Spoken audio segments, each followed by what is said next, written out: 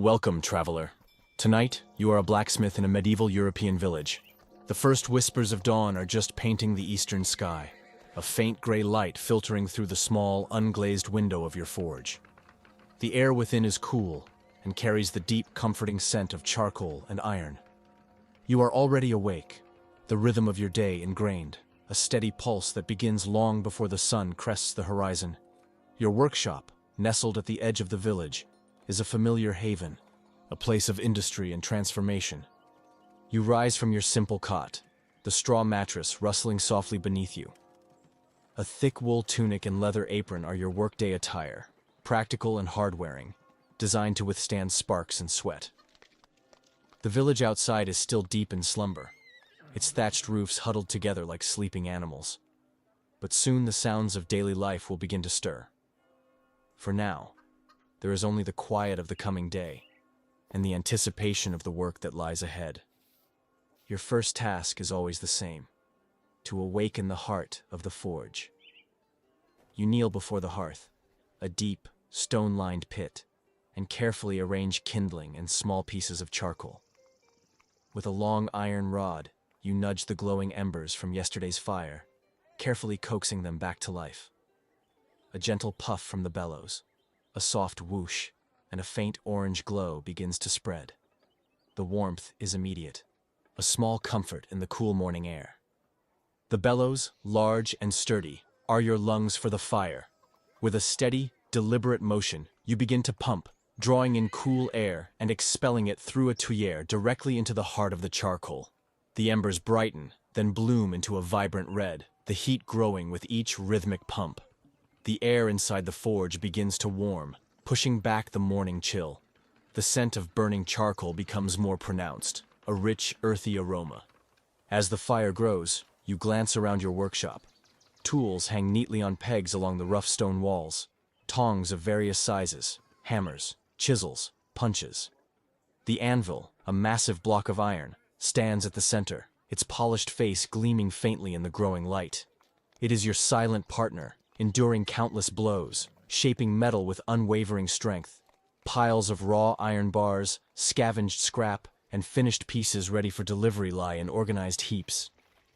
The silence of the early morning is slowly broken by the gentle huff-huff-huff of the bellows and the soft crackle of the expanding fire. This is your quiet time, a moment for introspection before the demands of the day begin. You think of the tasks awaiting you: a broken plowshare for the farmer, new hinges for the miller's gate, perhaps a few nails for a new cottage. Each piece, humble or grand, plays a vital role in the life of the village. By the time the sun sends its first direct rays slanting through the forge door, painting the dust motes in golden light, the fire is roaring, a hungry orange maw. The air inside is thick with warmth, and you can feel the heat radiating from the hearth on your face. It is time to begin. You select a piece of raw iron, a long, dull bar, heavy and cold in your hands. With a pair of long tongs, you carefully place it into the hottest part of the fire, burying it deep within the glowing charcoal. The iron lies still for a moment, then slowly, imperceptibly, begins to change. The surface darkens, then takes on a faint orange glow, mirroring the fire itself. While the iron heats, you prepare your workspace. A bucket of cool water stands ready for quenching. Your hammers are lined up, each with its specific weight and purpose. You feel a sense of calm readiness, a quiet focus settling over you. This is where transformation happens, where raw earth becomes strength and purpose. The iron, now glowing a bright, almost white-hot orange, is ready. With your tongs, you deftly pluck it from the fire, its heat radiating intensely. The air shimmers around it. You carry it swiftly to the anvil, the heavy bar making a soft thud as you lay it flat. And then, the first strike. The hammer, heavy and true, descends. Clang. The sound reverberates through the small forge, a deep, resonant tone that vibrates through your bones. The iron, though still red, resists for a moment, then yields, a shower of bright orange sparks erupting with each successive blow. Clang, clang, clang. The rhythm is everything. A steady, powerful beat shaping the stubborn metal. You turn the iron, twist it, Strike it again and again, guided by an inner vision of what it will become. The sparks fly like tiny, fleeting stars, painting fleeting arcs against the shadowed walls. The air is filled with the clean, sharp smell of hot metal. You watch the iron, seeing its changing nature.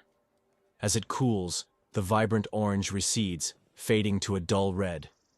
You know exactly when it needs to return to the fire, when it has lost its malleability.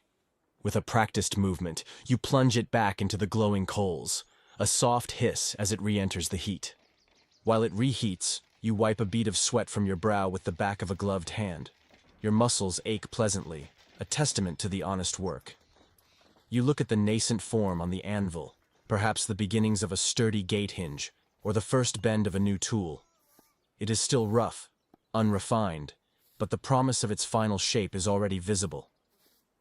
The day progresses with this rhythmic cycle: heat, hammer, shape, cool, reheat. The clang of the hammer on the anvil becomes a familiar sound in the village, a comforting testament to your presence and industry. Children sometimes gather at the open door, watching in silent awe as you work, their eyes wide at the shower of sparks.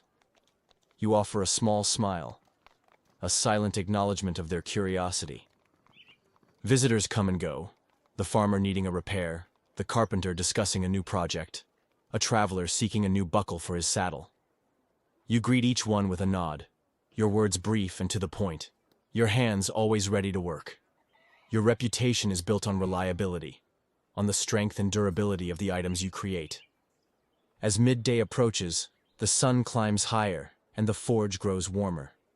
The air hums with the heat of the fire and the lingering vibrations of your work. You pause for a simple meal, a piece of dark bread and some cheese, eaten quickly while the fire still holds its heat.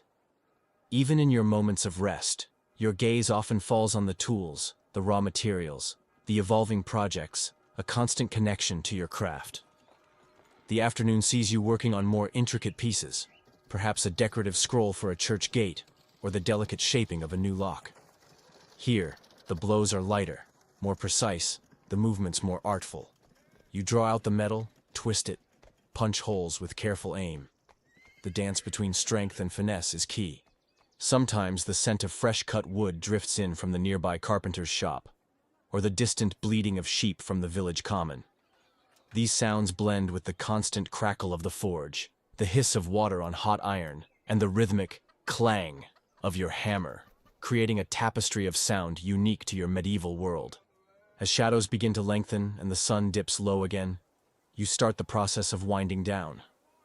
The fire is slowly allowed to die, its vibrant orange fading to a deeper red, then to dull embers. The last piece of iron is finished, carefully placed aside to cool completely. You clean your tools, wiping them free of dust and grime, returning them to their designated places. The forge, once roaring with heat and sound, gradually cools and quiets. The scent of charcoal becomes softer, more subtle. You sweep the floor, gathering the scattered iron flakes and dust, leaving the workshop tidy for the next day's work. The silence that returns is different from the morning's silence. It is a silence of satisfied completion, of work well done. You step outside, the evening air cool and refreshing on your face. The village is settling down, cooking fires, sending plumes of smoke into the darkening sky. The distant sound of a cowbell, the quiet murmur of voices, the lullaby of simple, hard-working lives. You look back at your forge, a dark, sturdy shape against the twilight. It stands ready, a silent testament to the enduring power of creation, the tireless work of shaping the world with fire and hammer.